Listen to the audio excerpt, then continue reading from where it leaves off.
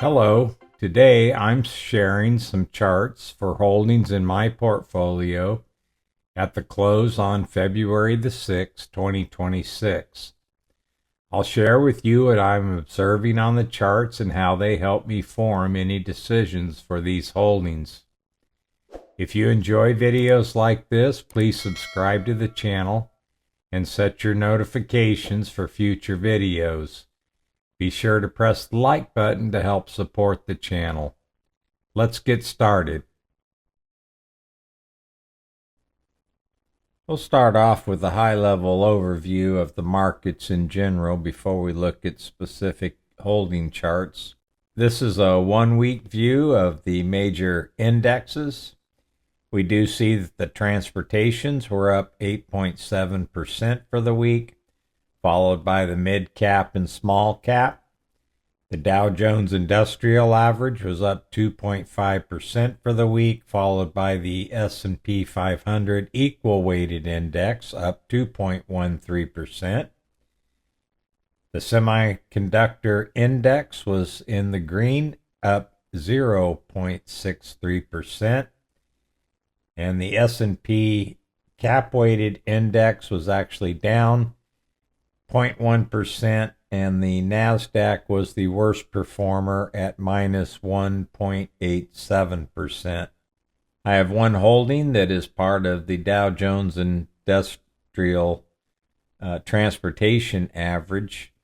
They were up the most this week, and the market typically bids holdings in this particular index up when the economic environment is such that they believe these transportation companies are going to be moving more product in the future, or they are moving more product currently. Next, we'll take a look at the sector charts. The consumer staples was up 5.3%, followed by industrials at 4.68%. Materials was up 4.55%. Energy was up 4.31%. Healthcare was up 1.92%, and financials were up 1.53%. Real estate, a small sector within the overall S&P 500, was up 1.35%. Utilities was the next and last one in the green for the week, at up 0.23%. The S&P 500 was down, this is the SPY, was down 0.2%. XLK Technology was down 1.91%. Consumer discretionary was down 2.62%, and communication services were down the most at 3.6%. Next, we'll take a look at the S&P 500. We can see that on January the 20th, and then again on the 5th of February, we did come down and test the 50-day average. It actually closed below the 50-day average, but on Friday it managed to close above that rising 50-day moving average. The 200-day is still increasing. We are in a slight uptrend with a little bit of a downward bias over the last week. This panel here is for the CBOE put-call equity ratio. This tends to increase when people are concerned about a pullback, and the puts, buying puts, basically believing that the market is on a downtrend. This is rising here. This is a 5-day moving average. We can see that the RSI is right at 50, and the PPO is somewhat flat at the moment. This is the weekly view for the SPX, and we can see that we're generally in an uptrend using weekly data. We were down on the SPX 0.1% for this week. The RSI is basically maintaining above 60 since about the 16th of June. We did come down below the 60 level at the end of November. The PPO is slightly declining, and we have been on a sell signal since about the 27th of October. Then when we look at data related to how offense is faring against defense, when we look at the QQQ to the S&P 500 ratio, we can see that the QQQ has been underperforming the S&P 500, and the QQQ has more growth holdings in it than does the S&P 500. So this tells us that we're becoming a little bit more defensive over this time frame. When we compare the consumer discretionary against the consumer staples, we also see a similar trend where discretionary items are losing power over the staples sector.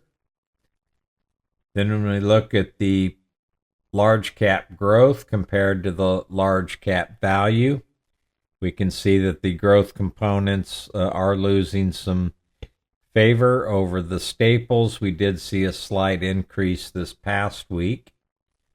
This is mid-cap growth to mid-cap value. We continue to see this similar trend where the growth components are somewhat out of favor compared to value. We did have a small uptick this past week.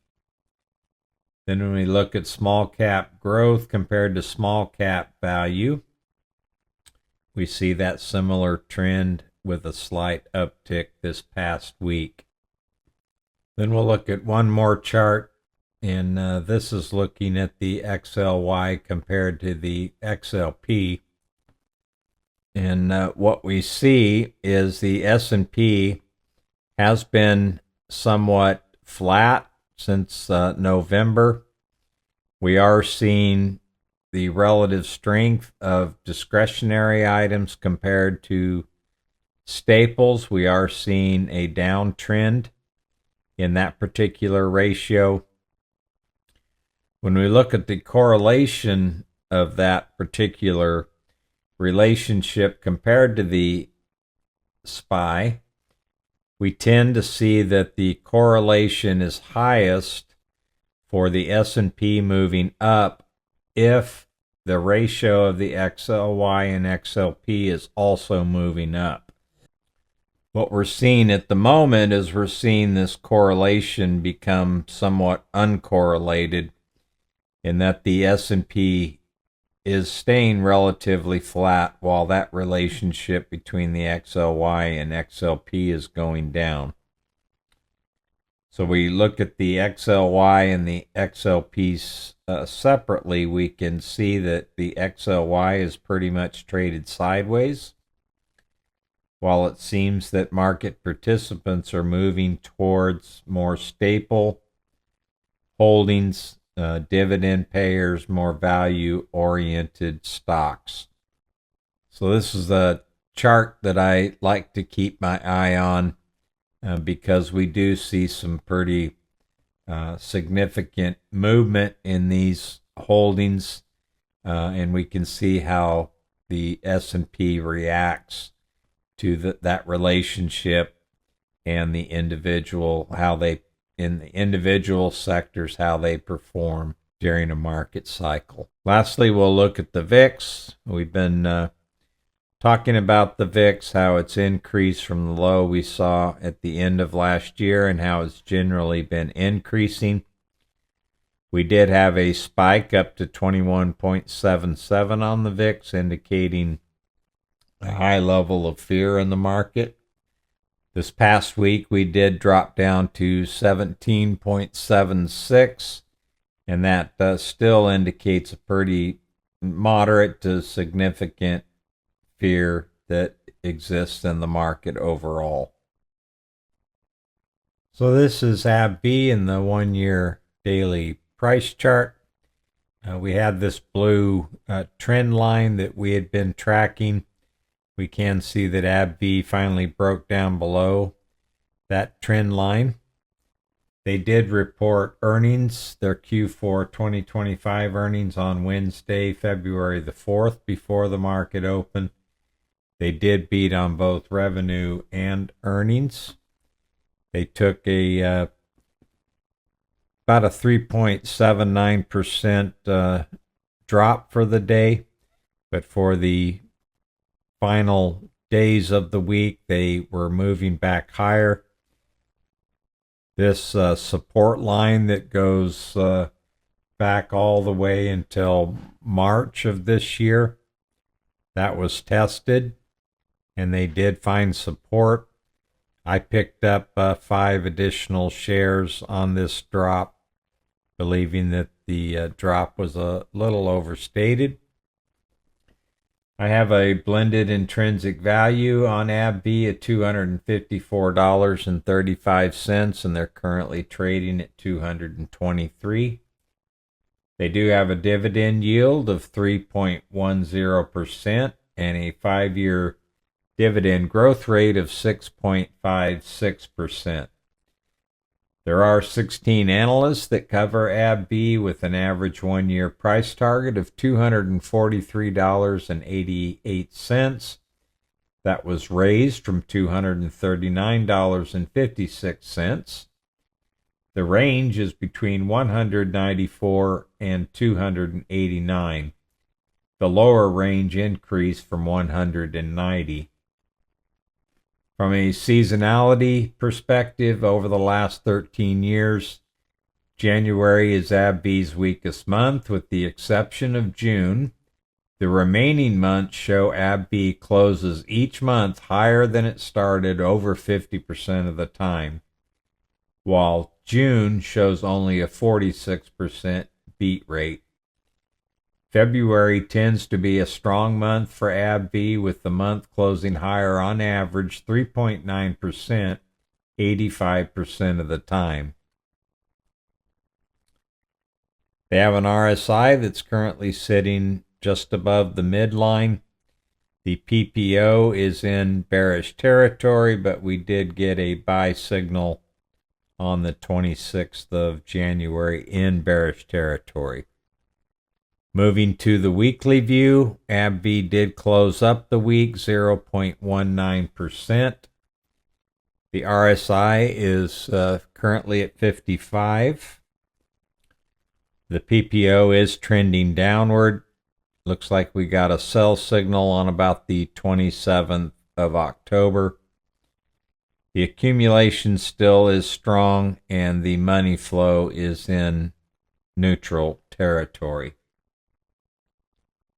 When we look at ABBVie in fast graphs, we can see they have a blended PE of 21.36 times, an EPS yield of 4.68%, a dividend yield of 3.1%. Over this 13-year time frame, they've had an adjusted operating earnings growth rate of 11.61%. Fastgraphs calculates their fair value at 15 times, and the normal market multiple is 13.31 times, which is the blue line. The fair value is the orange line. They have had 3 years of contracting earnings, and that was due to one of their products coming to the end of its patent protection. They have filled their pipeline with at least 2 other major categories, and that is beginning to help their overall earnings per share. They're expected to grow earnings at 45% this year, 10% in 2027, and 12% in 2028. They are trading above their fair value and their normal market multiple. This is due to this downtrend that they had in their earnings, and they are expected to return to earnings growth this year. This is my transaction analysis for ABBVie. I first entered into this position in December of 2020. I've traded this one many times as it tends to be a cyclical stock on the price action. These that are highlighted in green, I've closed out those positions. Those that are still in the white are trades that I have that are open. I currently have 170 shares that have returned 25.9%. Dividends have kicked in 4.6%, and options have added another 0.1% for a total return of 30.5%, 25.4% annualized. My current investment is a 87.8% return or 30% annualized. This is one that's actually returned all of my capital, so my net investment is they paid me back more than I invested in the capital. But my current shares, I have an average cost per share of $142.61. I've traded this one 53 times. I have 13 open trades, 40 are closed. 51 have been winning trades, 2 are losing trades. On average per trade, that's about $977. On the losing trades, it's limited to $58.94. Gives me a win rate of 96% and a gain to loss ratio of 16.59 to 1. This is Amazon in the 1-year daily price chart. They have a portfolio rank of 21, down from 20 in the prior week. I have an intrinsic value calculation on Amazon at $284.63. Amazon did report earnings on February the 5th after the market closed. They beat on revenue, missed on EPS by 1 penny. What really shocked the investor community is their CapEx number for 2026, which is expected to be $200 billion. There are 46 analysts that cover Amazon with a 1-year price target of $280.91. That is down from $285.38 with a range from 175, which is down from 195, to 325, which is down from 340. So on the day of their earnings report, they did trade down to an upward sloping 200-day moving average. And then the day after, they traded down to the support line, which goes back to March. They did trade slightly below that support level, but ended up closing the day a bit higher than that support level. This is a position that I'm slowly building up, so I did pick up an additional 3 shares at $205.26. The RSI has dropped into oversold territory, currently sitting at 28. We did get a sell signal on the PPO on the 3rd of February, and that is currently downtrending and in bearish territory. We did see some distribution beginning at the end of October that traveled sideways for the next month or two. We did get a bit of accumulation on Friday. The money flow is currently in bullish territory. When we switch to the weekly view, we can see that they were down 12.11% for the week. The RSI is currently sitting at 41. We also got a sell signal on the weekly view, but we're still in bullish territory at the moment. When we look at fast graphs, we can see they have a blended PE of 29.08, an EPS yield of 3.44%. They do not pay a dividend. Over this 13-year period, they've had an adjusted operating earnings growth rate of 49.68%. Their fair value is also calculated by Fastgraphs to be 49.68 times. Their normal PE is 98.22 times. They did have a pretty severe contraction on their earnings in 2022, but since that time they've been pretty much growing those earnings year over year. They are expected to grow in 2026 by 9%, 22% in 2027, and 25% in 2028. My Amazon share transaction analysis. This is one that I've also traded over time. I currently have 60 shares. I have a 9% return, a little bit of a loss on options. My total return's been 8.9%, annualized at 12.7%. My average cost per share is $192.97. I've made a total of 32 trades. 11 of those are open, 21 are closed. 26 have been winning trades, 6 are losing trades.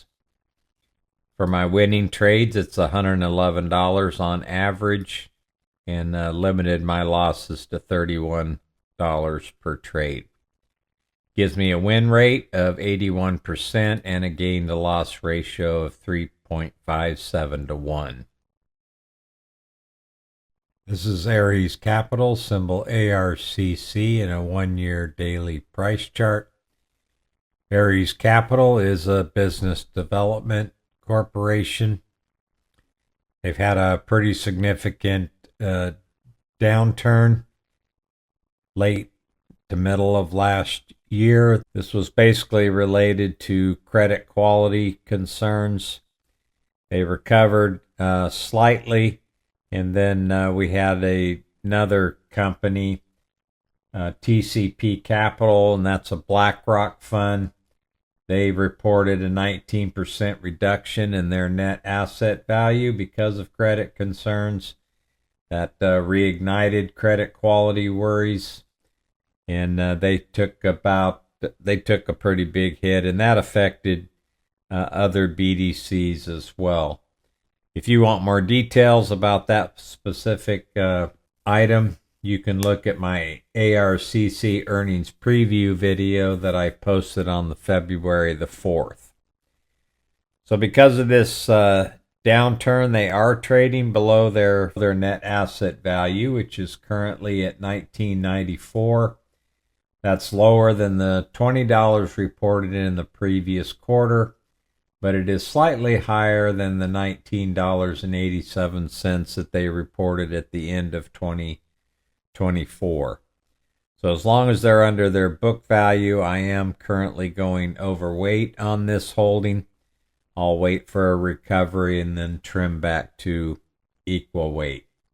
I picked up 100 shares on February the 6th at a cost of $19.37. On Friday, I also wrote 2 contracts for put options at the strike price of $19 that expire on February the 20th. And I picked up $26 of premium per contract. I will own an additional 200 shares at $19 if it closes below that price on the expiration, or I'll get to keep the premium for those 2 contracts. The 200-day is upward sloping to level. The 50-day had been increasing, looks to be decreasing this past few days. The 21-day is declining. I do have a support level that is set back to the October 10th low that we saw, so I'll need to make sure that it maintains support at that level. If it breaks down through that level, then I'll have to make some decisions about this particular holding. We do have an RSI that had got into oversold territory but has moved back to near 40. The PPO did signal a sell signal on the 26th of January. That's currently in bearish territory. 10 analysts cover ARCC with a 1-year price target of $22.22 and a range between $20 and $23.50. They do pay a dividend yield of 9.94%. If we look at the weekly chart, we can see they were down 2.92% for the week. The PPO is holding above the 40 line. Looks like we got a sell signal at the end of the week on the PPO. My share transaction analysis, I've held ARCC since March of 2021. Have traded it off and on. I currently hold 900 shares at a cost of $18.48.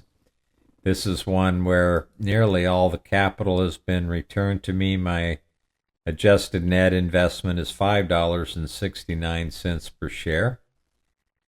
They've returned 9.8% in gains, 20.7% in dividend payments. Options have contributed 0.3% for a total return of 28.8%. I've made a total of 31 trades, 12 are open, 19 are closed, 26 have been winning trades, 5 are losing trades. My average gain per trade is $475, while my average loss per trade is only $18.70. Gives me a win rate of 84% and a gain to loss ratio of 25.4 to 1. This is Citigroup, symbol C in a 1-year daily price chart. They have a portfolio rank of 31. In my portfolio, they are in an uptrend. They have a price to book per share of $110.01. That is up from $108.41 last quarter. That's up 1.48% quarter over quarter and 8.26% year over year. I have the price to book value here set in this cyan colored line just so I can keep track of that.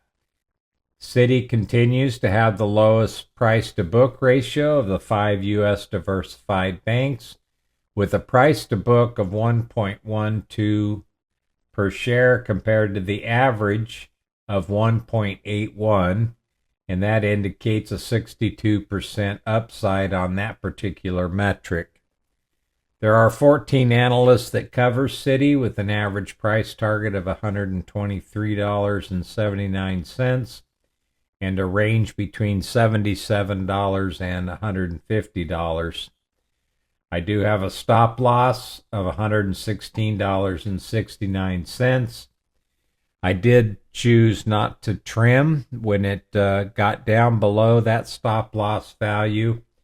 This was on discussions and talk about credit card limiting to 10% for the next year. Prior to that announcement, they had been trading at all-time highs. They did have a pullback. I had been picking up a few shares on that pullback. And then this past week, they did close higher. They were up 6% for the week.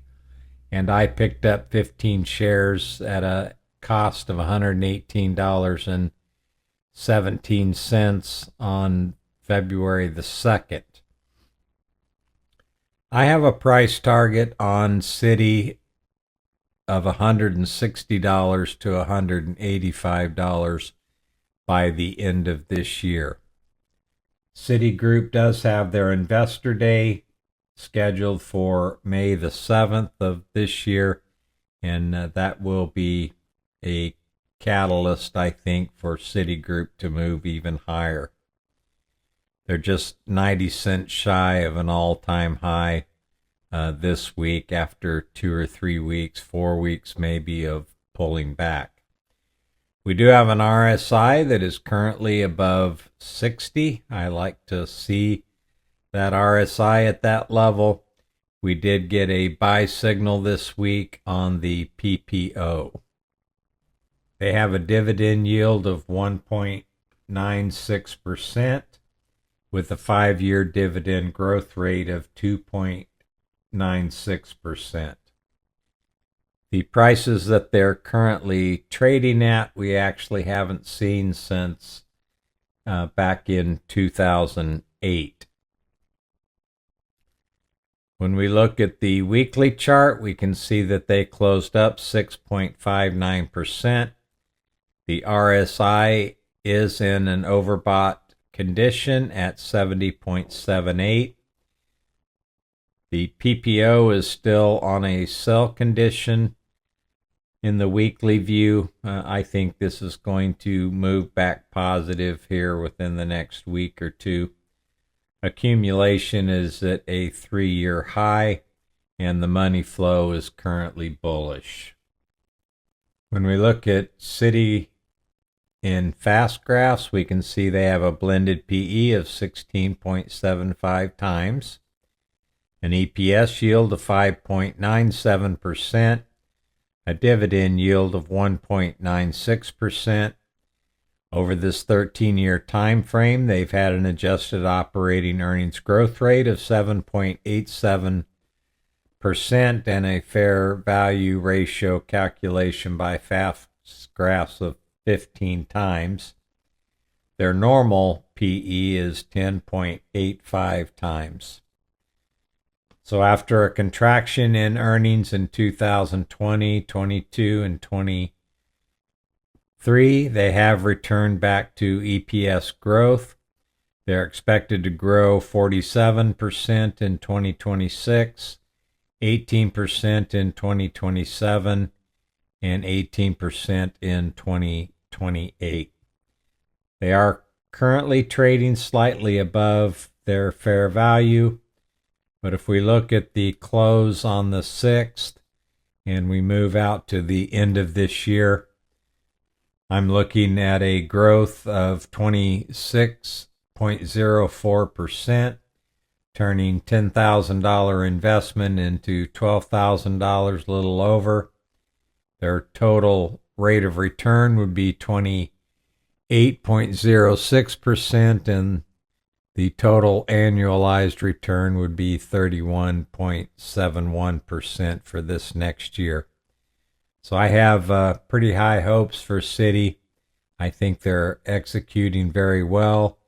They're completing their turnaround plan, and I think the investment day this coming May is going to be a positive catalyst for Citigroup. This is a position that I am growing. So we'll look at my share transaction analysis. I currently have 75 shares. I did add 15 shares on February the 3rd. I've held them since July of last year. They've returned 13.5%. Dividends have added 0.8%. Options have added 1.4% for a total return of 15.8%. My current investment is $106.62 per share. I've made a total of 11 trades. 10 of those are open. I've closed 1. 10 are winning trades. 1 is a losing trade. On my winning trades, I have averaged $141.42 per trade and limited my losses to $2.45. That gives me a win rate of 91% and a gain to loss ratio of 57.72 to 1. Next, we'll look at Centene, symbol CNC. This is a healthcare provider. They have a portfolio rank of 30, and that's down from 26. I've calculated an intrinsic value on them of $20.07, and that's on significantly reduced free cash flow. Looking at their valuation using earnings growth, the value is closer to $40.89. Centene did report on Friday before the bell, and they beat on revenue and earnings. CNC appeared to be impacted by Molina that provided reduced 2026 guidance. So I don't think this drop on Friday was all Centene's fault, but they were down 3.66% following their earnings. Now this has been a challenging one.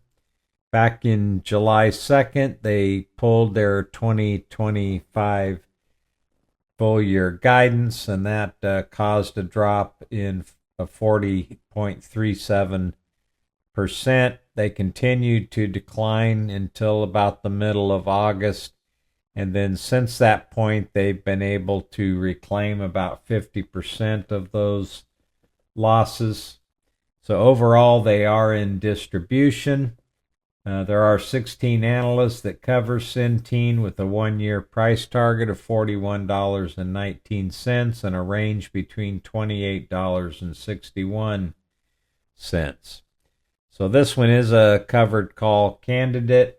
I did have 2 covered calls expire on Friday at a strike price of $52.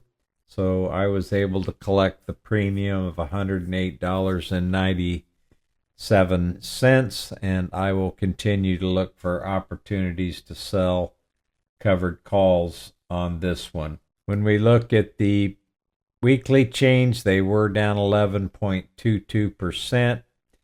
They have a RSI that's currently sitting at 45, and it looks like we don't have a sell signal just yet, but I expect to have one probably this next week.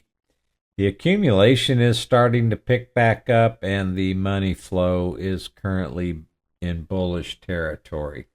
So this is my share transaction analysis. I've held Centene since May of 2024. I have 201 shares. I do have a loss on this one of 4.8%. I have managed to collect option income of 2.5%. So my net loss is 2.3%. I was asked the question in one of the live streams that we had this week about how I keep my losses so small. Here's proof I don't always do that. So I've traded this one a total of 8 times. I have 3 open, 5 closed trades. 5 of those are winning trades and 3 are losing trades. So on my winning trades, I've averaged $494.45. But on my 3 losing trades, I have averaged a loss of $1,000. So I do have a win rate of 63%, but my gain to loss ratio is less than 1-to-1. So this hasn't been a stellar trade on my behalf, and it is proof that I don't always limit my losses. I'm going to go back to this chart because it was this that really drove me down into a losing position. And from a risk management perspective, it's really hard to manage when you lose 40% in one day. But in retrospect, UNH had pulled their full year guidance back in May, and it took almost a full 2 months for Centene to follow suit. So from a risk management perspective, that could have been a warning sign and a good indicator that I should have reduced my portfolio allocation to healthcare providers overall. So we do learn by looking at our mistakes and what signals we could have looked at to help reduce our losses. This is CorMedix in the 1-year daily price chart. They have a portfolio rank of 40 in my portfolio, down from 39 last week. They are in an overall downtrend, but they did find support at this $6.80 per share level, and that bounced off that. The last 2 or 3 days of trading action, we saw downward bias. I have a blended value on CorMedix of $25.07. There are 7 analysts that cover CorMedix with an average price target of $15.29, with a range between $12 and $22. The estimates remain steady this week. I have a price target on them of $14, and I did do a detailed video on this particular holding on the 30th of November if you're interested in why I hold this position. We do have a catalyst this week on February the 10th, this Tuesday at 1 p.m. Eastern Time. There will be a CorMedix Analyst Day, and the one question I'll be looking to have answered is, can management prove that the patient growth is strong enough to overcome the TDAPA reimbursement hurdles? When we look at the weekly chart, we can see they were down 0.9%. They do have an RSI right around 40. The PPO is in bearish territory. We've been under distribution since about the 9th of June of last year. Money flow is currently negative. This is Alphabet in the 1-year daily price chart, symbol GOOG. And they reported earnings this week, and they beat on the top and bottom lines. But much like Amazon, investors were concerned about the level of CapEx for 2026 due to the AI build-out. Google is expected to spend $175 billion to $185 billion in CapEx this year. That did cause the price to pull back below the 50-day moving average, which is still upward sloping. They did manage to close on Friday above that 50-day average. The 21-day is rolling over and the 5-day is rolling over. I did pick up an additional 10 shares before the earnings at a cost of $234.08, and that's a bit below where they're trading at currently. I still think Google is going to perform very well over the long term. They are still trading above their 200-day moving average by about 34%, so that is pretty high. And we've also had these bearish negative divergences in place on the RSI and the PPO, something I've expressed concern about in the past. Now, they did hit an all-time high last Monday. There are 44 analysts that cover Alphabet with an average price target of $348. That is up from $329.72, and a range between $190 and $420, and that upper limit on the range was increased from $400 last week. I do have a trim point on Google at 325.71. That's up from 318 the week prior. I chose not to do any selling because I'm watching this 50-day. If it can hold above this 50-day, then I'm not going to sell any shares or do any trimming. One interesting note here is the RSI dropped from a level of 70 down to 44 in 1 week, and that is the lowest level that we've seen of June of last year. When we look at the weekly chart, we can see they were down 4.56% for the week. The RSI is still indicating overbought condition, and we've been on a sell signal since the 15th of December for Google. This is Hershey, symbol HSY, in a daily 1-year price chart. They have a portfolio rank of 25. That's up from 30 last week, basically due to this recent price action. They reported earnings on February the 5th before the market opened. They beat on the top and bottom lines, and they also provided good guidance.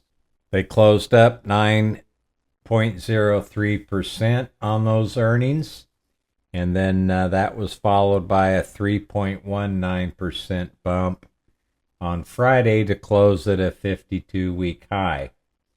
And Hershey is currently just 10.6% below their all-time high set on May 1st of 2023. So overall, they are in an uptrend. I have a blended intrinsic value on them of $202. There are 15 analysts that cover Hershey with a 1-year price target of $207.33. That is up from $193.06. They have a range between 165, that is up from 146, and their upper range is 243, and that is up from 222.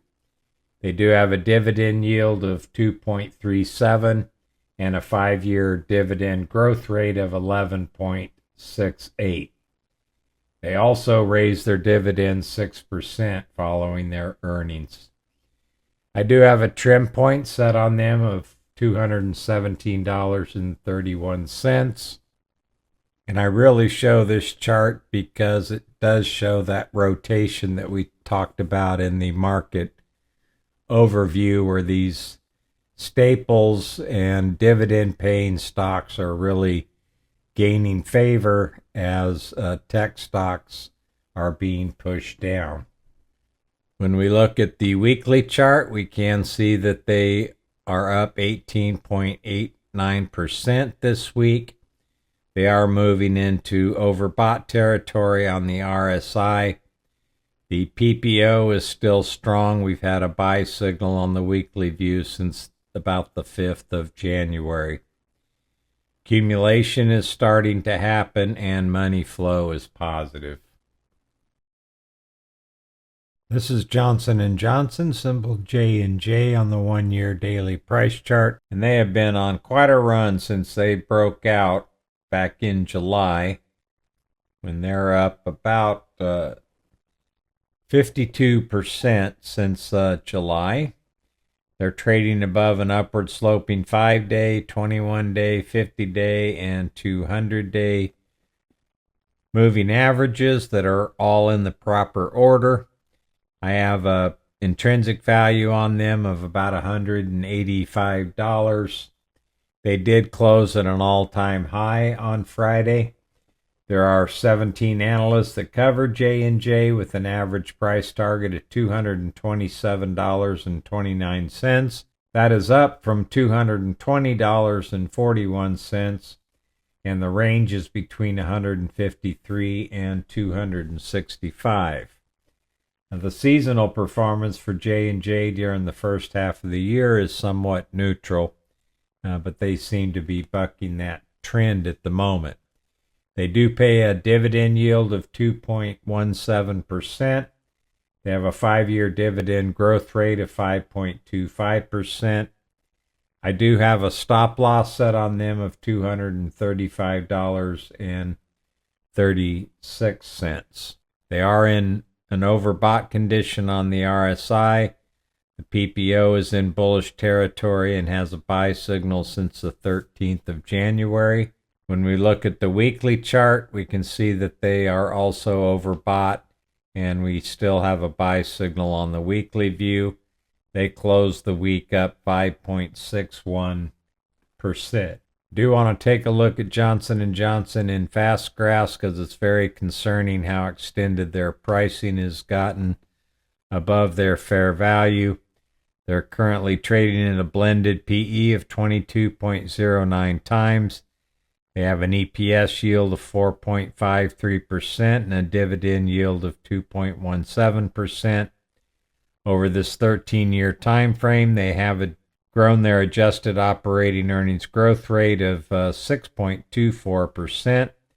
They have a fair value of 15 times and a normal PE of 17.25 times.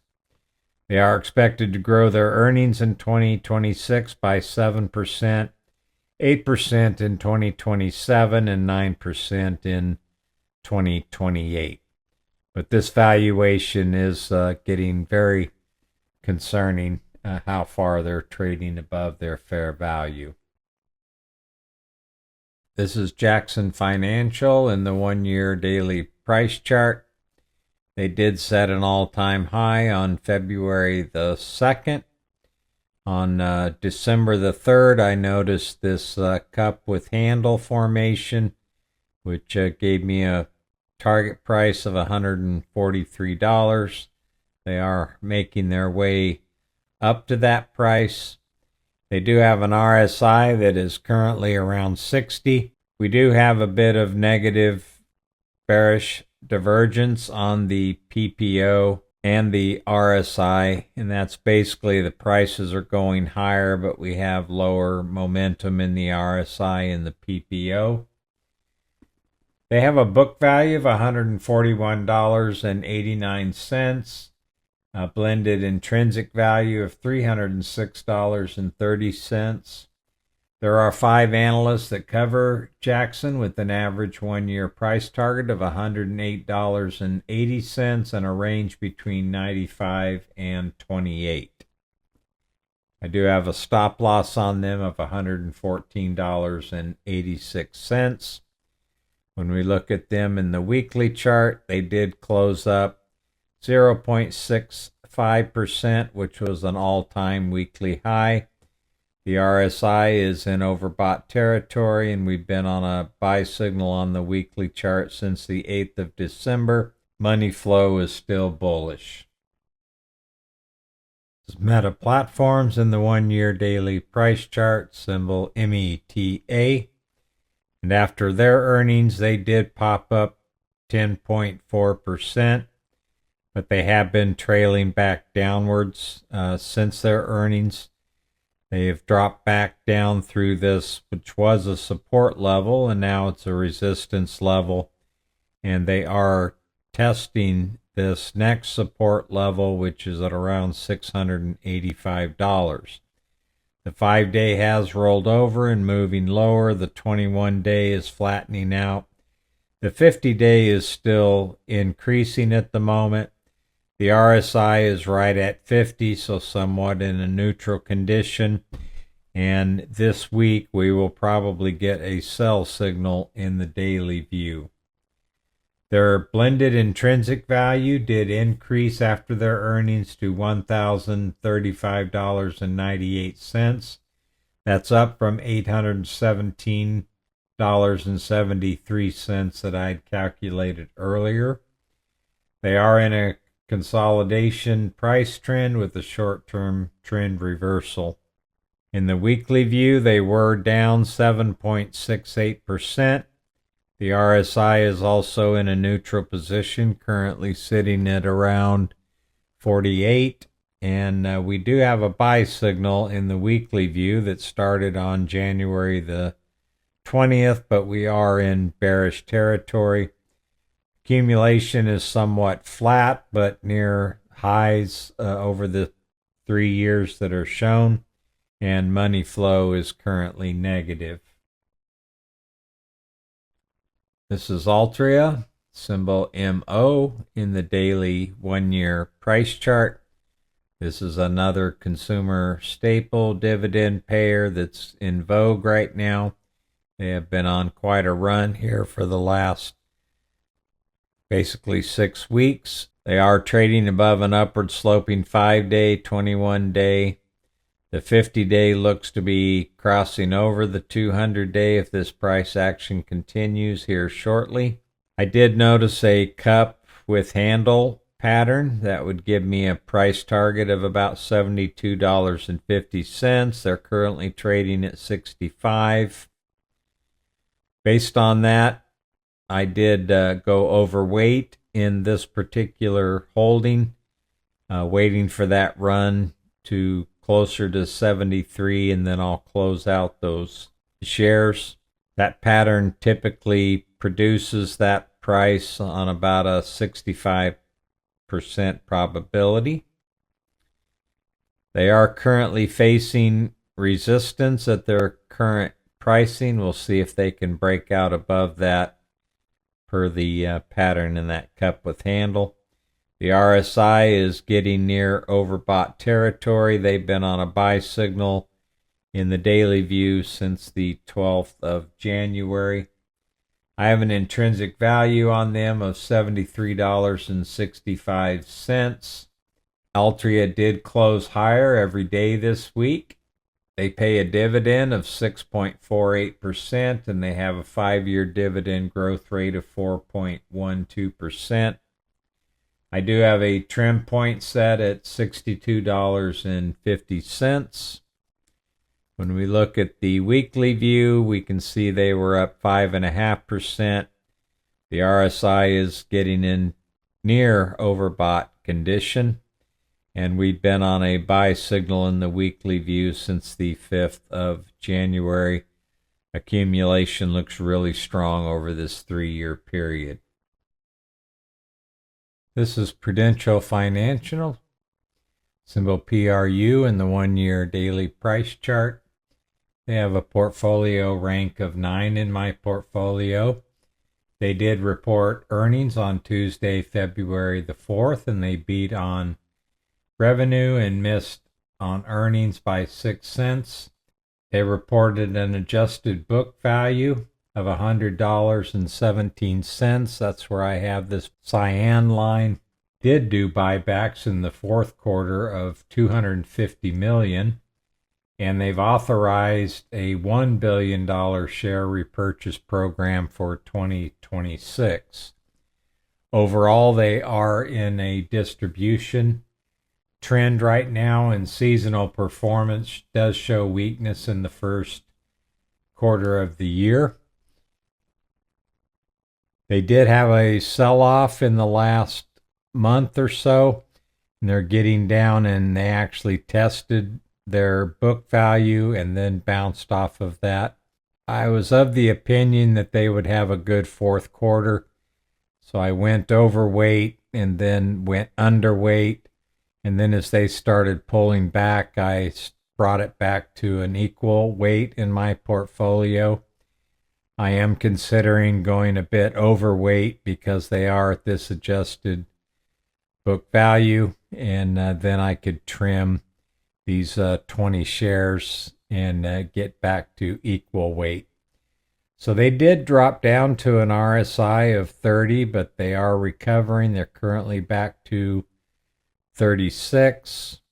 We got a sell signal on the 22nd of December, and that downtrend continues in the PPO and looks to be getting maybe even a little bit stronger at the moment. There are 9 analysts that cover Prudential with an average price target of $118.44 with a range between 110 and 127. If we look at them in the weekly chart, we can see that they were down 7.48%. The RSI is still above 40 on the weekly view, and we did get a sell signal about the 20th of January. Accumulation still seems to be strong, and money flow is currently positive. We'll take a look at Prudential in fast graphs. They are trading below their normal market multiple, the blue line, and their fair value, the orange line. They have a blended PE of 7.1 times, a very good EPS yield of 14.08%. They do pay a dividend of 5.45%. They grow their earnings over this time frame at 4.03%. Fastgraphs calculates their fair value at 15 times, and their normal market multiple is 8.6 1.75 times. They are expected to grow their earnings in 2026 by 3%, 6% in 2027, and 7% in 2028. We can see over this time frame, they typically trade under their fair value, but they will oscillate above and below their normal market multiple. So if we look at the February 6th close and run out to the end of this year, if they get back to their normal market multiple, we would see growth of about 26.18%. That would give us a total rate of return with dividends of 31.63%, giving us a total annual return of 35.8%. We'll look at UPS in a daily price chart. We're going to start with a 2-year view because I want to point out that they are trading at a resistance level that was set back in December of 2024. We'll move into a 1-year view. I'll also point out that this had a cup with handle, which gave me a price target of 108, and I noticed that on December the 3rd. They did hit that target intraday on January the 9th, and then they actually closed above that target on January the 15th. So I mentioned that earlier on Altria, and that's why I look for these particular patterns, because they do give me a high probability of hitting that target when we see those patterns in the charts. UPS has been on a really nice run over the last 2 weeks. This is part of the transportation industry, and we mentioned in the market overview that that was up about 8%. I think UPS, we'll look at it here in a second, was actually up 10%. So they are traveling above a 5-day moving average, an upward sloping 21-day, an upward sloping 50-day. The 200-day has stopped declining and is now increasing. The RSI is in overbought territory, and we got a buy signal on the 3rd of February. I have a blended intrinsic value on them calculated at $129.85. There are 19 analysts that cover UPS with an average price target of $110.95. That was raised from $108.11. And they have a range between 75 and 130. That upper range was revised down from 147. They do pay a dividend yield of 5.59%. And they have a 5-year dividend growth rate of 10.15%. I do have a stop loss set on them of about $109. When we look at the weekly chart, we can see that they were up 10.47%. They do have an RSI that is in overbought condition, and they have been on a buy signal since about the 6th of October. The accumulation is at a 3-year high, and the money flow is positive. If we look at UPS and fast graphs, we can see that they were trading for quite some time under their fair value, but they are trading above their fair value at this point. They have a blended PE of 16.4 times, an EPS yield of 6.1%, and a dividend yield of 5.59%. They grow their earnings over this 13-year time frame at 3.57%. Their fair value ratio is calculated at 15 times, and their normal PE is 16.92 times. They have had 4 years of contracting EPS growth, but they are expected to return to growth in 2027 with a growth rate of 14%. And a growth rate of 6% in 2028. So I'm being cautious about adding any additional shares at this point, because if we take the close and move it out to the end of 2027, that we would have some growth of about 3.23%. With dividends, we would have a total rate of return of 14% over this 2-year period, giving us a total annual return of 7.35. So I'm basically in a holding pattern on UPS, waiting for a good pullback or just collect the dividends. I hope you found this video helpful. If you did, please remember to subscribe to the channel and set your notifications for future videos. Be sure to press that like button to help support the channel.